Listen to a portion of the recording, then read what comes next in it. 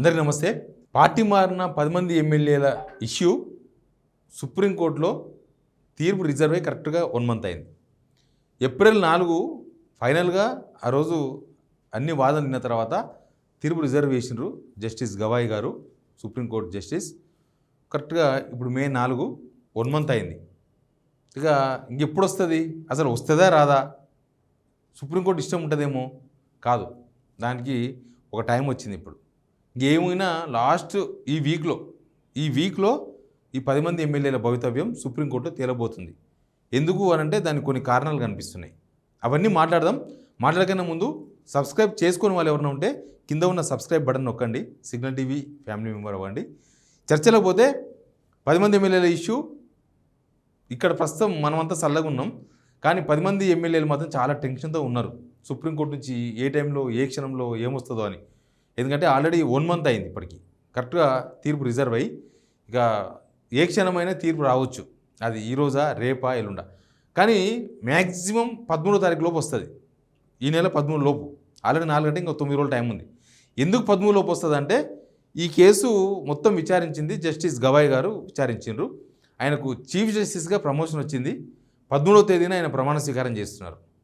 ఆయన విచారించిన కేసు, తీర్పు రిజర్వ్ అయిన కేసు ఆయననే గవాయి గారే వెలువరించాలి.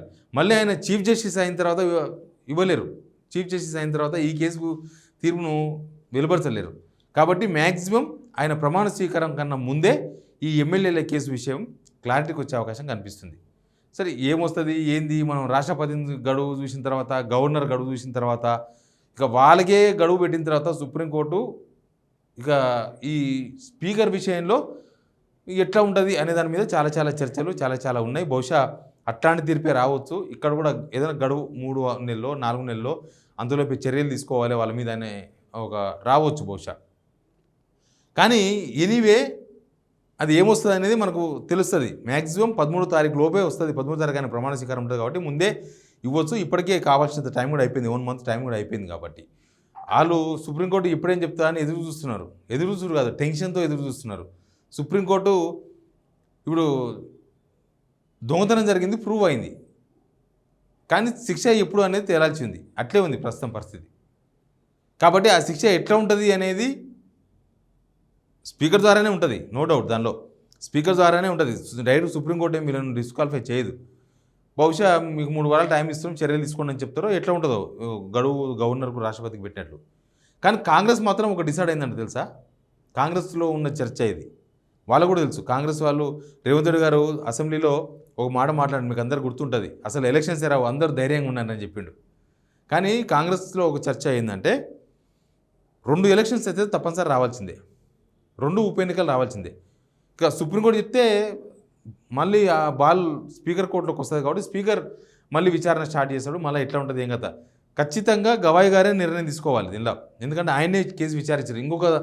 మళ్ళీ ఆయన ప్లేస్లో వచ్చిన ఇంకొకరు తీర్పు ఇవ్వలేరు, ఎందుకంటే ఈయన విచారించింది కాబట్టి. ఒకవేళ మళ్ళీ వచ్చిన జడ్జి కనుక తీర్పు ఇవ్వాలనుకుంటే మళ్ళీ విచారించాలి ఫస్ట్ నుంచి. కాబట్టి అట్లా అవకాశం ఉండదు. సుప్రీంకోర్టులో ఎవరైతే జడ్జి తీర్పును రిజర్వ్ చేసినారో ఆయనే వెలువరుస్తారు. కాబట్టి సుప్రీం బాల్ అంతా స్పీకర్ దానికి వస్తుంది. వీళ్ళ ఆలోచన ఏంటంటే 2, ఒకటి ఖైరతాబాదు, ఇంకొకటి స్టేషన్ గన్పూర్, ఈ 2 ఉప ఎన్నికలు రాక తప్పదు అని కాంగ్రెస్ వాళ్ళు కూడా డిసైడ్ అయ్యారు. మొత్తం 10 మంది ఎమ్మెల్యేలు కదా, 10 ఉప ఎన్నికలు రావాలి కదా అంటే, ఇక చేతిలో అధికారం ఉన్నప్పుడు, చేతిలో వ్యవహారం ఉన్నప్పుడు వాళ్ళకి అనుకూలంగానే మలుచుకుంటారు కదా. ఇప్పుడు కూడా నాకు తెలిసి ఆ 2 ఉప ఎన్నికలు ఒకసారి రావు. ఖైరతాబాద్ ఏమో డైరెక్ట్గా ఆయన కాంగ్రెస్ అభ్యర్థిగా పోటీ చేసింది కాబట్టి తప్పనిసరి పరిస్థితి. కడియం శ్రీహరి గారేమో ఆయన బిడ్డ ఎంపీ టికెట్ తెచ్చుకున్నది కాంగ్రెస్ నుంచి, ఆయన ప్రచారం చేసింది డైరెక్ట్గా. కాబట్టి ఈ 2 ఉప ఎన్నికలు రాక తప్పదు అని కాంగ్రెస్ వాళ్ళు డిసైడ్ అయిపోయారు. బహుశా స్పీకర్ గారు ఎప్పుడు ఎట్లా ఉంటుంది, సుప్రీంకోర్టు ఆర్డర్ వచ్చిన తర్వాత వాళ్ళు డిసైడ్ చేస్తారు. సుప్రీంకోర్టు నుంచి ఏమొస్తుంది అనేది కాంగ్రెస్లో ఇప్పటికే ఒక క్లారిటీకి వచ్చారు. అందుకే ఇవన్నీ ఆలోచన చేస్తున్నట్టుగా అనిపిస్తుంది. 2 ఉప ఎన్నికలు వస్తే మిగతా 8 మంది అసలు పార్టీ మారలేదని చెప్పొచ్చు. ఎందుకంటే ఇప్పటిదాకా వాళ్ళు చెప్పింది అదే కదా, అసలు వాళ్ళు మా కాంగ్రెస్లో చేరలేదు, వాళ్ళు మా పార్టీలో చేరలేదు అని చెప్పొచ్చు. బహుశా మళ్ళీ సుప్రీంకోర్టు కూడా ఆ అవకాశం కూడా ఉంటుంది స్పీకర్ చేతిలో.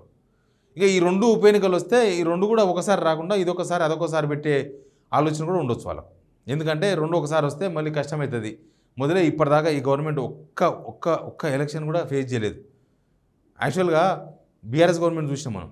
బీఆర్ఎస్ గవర్నమెంటు ఫస్ట్ టైం వచ్చినప్పుడు ఎమ్మెల్సీ ఎలక్షన్స్ అవి ఇవి జరిగినాయి.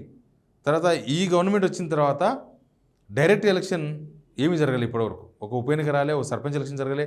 అంతకుముందు గవర్నమెంట్ వచ్చినప్పుడు సర్పంచ్ ఎలక్షన్స్ అవో ఇవో ఏదో ఎలక్షన్ వస్తుండే. ఇప్పుడు ఏ ఎలక్షన్స్ లేవు. సంవత్సరం నుంచి నిమ్మలం గెలిచినాం ఉన్నాం అంతే. ఒక్క అగ్నిపరీక్ష కూడా మనం ఫేస్ కాలే. అసలు ఎప్పుడో పోయిన సంవత్సరం నిర్వహించాల్సిన sarpanch election, MPDC election, ZPTC election పెట్టలే. కాబట్టి ఇప్పటిదాకా రాలే ఆ ఎలక్షన్. సంవత్సరం అయిపోయింది, సర్పంచ్ అంతా రిటైర్ అయిపోయింది. ఇక ఇప్పుడు వస్తే ఈ ఉప ఎన్నికనే ఫస్ట్ వస్తుందేమో, వస్తే ఇవే వస్తాయేమో. ఇవి కూడా రెండు ఒకసారి రాకుండా ఒక్కొక్కటి అదొకసారి ఇదొకసారి వస్తే బెటర్ అనే ఆలోచన ఉండొచ్చు అధికార పార్టీకి. ఆ 8 మంది ఇక దాని తర్వాత మళ్ళీ ఏమైతే తెలియదు. దాని తర్వాత మళ్ళీ 8 మంది పార్టీ మారినా లేదన్న విషయంలో మళ్ళీ బీఆర్ఎస్ సుప్రీంకోర్టుకు వచ్చి ఇవన్నీ చాలా చాలా జరగవచ్చు. కానీ కాంగ్రెస్ వ్యూహం మాత్రం వాళ్ళు మన కాంగ్రెస్ కాదు, ఈ ఇద్దరు దొరికిండ్రు కాబట్టి, ఇద్దరు రెడ్ హ్యాండెడ్గా దొరికింది కాబట్టి ఇది బై ఎలక్షన్ రాక తప్పదు. సుప్రీంకోర్టు రేపు ఎట్లాంటి తీర్పునిచ్చినా వీళ్ళని డిస్క్వాలిఫై చేయక తప్పదు. కానీ డిస్క్వాలిఫై చేయరు, అది కూడా పాయింటే. వీళ్ళతో రాజీనామా చేపిస్తారు ఆ దినం కనుక వస్తే. డిస్క్వాలిఫికేషన్ చేస్తే ఇజ్జత్ పోతుంది, మళ్ళీ బై ఎలక్షన్ ఫేస్ చేయాల్సి ఉంటుంది. కాబట్టి డిస్క్వాలిఫికేషన్ చేయకుండా ఏదో రాజీనామా చేయించేసి చలో రాజీనామా చేస్తారని ఆడికి దాన్ని కూల్ చేసేసి ఎలక్షన్ పోయే అవకాశమే ఉంటుంది. కానీ ఎనీవే మోకా మీదకి వచ్చింది అంటున్నాడు. ఇప్పుడు మోకా మీదకి వచ్చింది. ఇంకా ఏమున్నా ఈ వారం రోజుల్లో తేలుతుంది. నెక్స్ట్ వీక్ ఇది.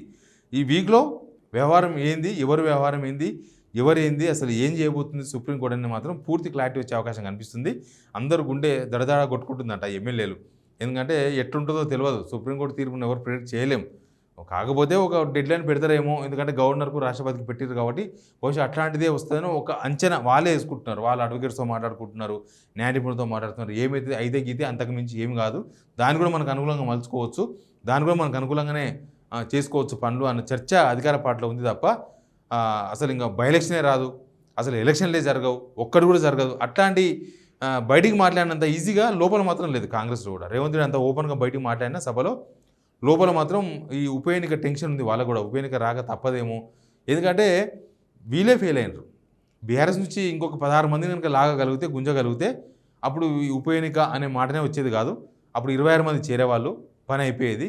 కానీ అంతలోనే కాంగ్రెస్ మీద తీవ్ర వ్యతిరేకత రావడం, కాంగ్రెస్లో ఏరిన 10 మంది ఎమ్మెల్యేలే వద్దురా నాయన మీరు ఎవరు రాకుండ్రి, ఈడ ఏమీ లేదు, ఈడంతా దివాలా ఉన్నది, అసలు మేమే వచ్చి పరిచయం అవుతున్నాం, ఎడగాకుండా పోయినాం, మీరు రావద్దని చెప్పేసి వీళ్ళు చెప్పడం, తర్వాత పరిస్థితులు అడ్డం తిరగడం, రేవంత్ రెడ్డి గేట్లు ఓపెన్ చేసినా వచ్చేందుకు ఎవరూ ముందుకు రాకపోవడం, ఉన్నకని నిమ్మలంగా ఉందాం, కనీసం ప్రభుత్వాన్ని ప్రశ్నించవచ్చు, ప్రభుత్వంలో చేరితే ప్రభుత్వాన్ని ప్రశ్నించలేము, పనులు సాధించలేము.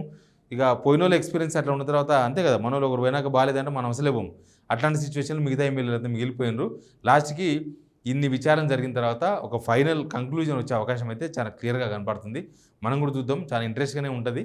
Please subscribe signal TV.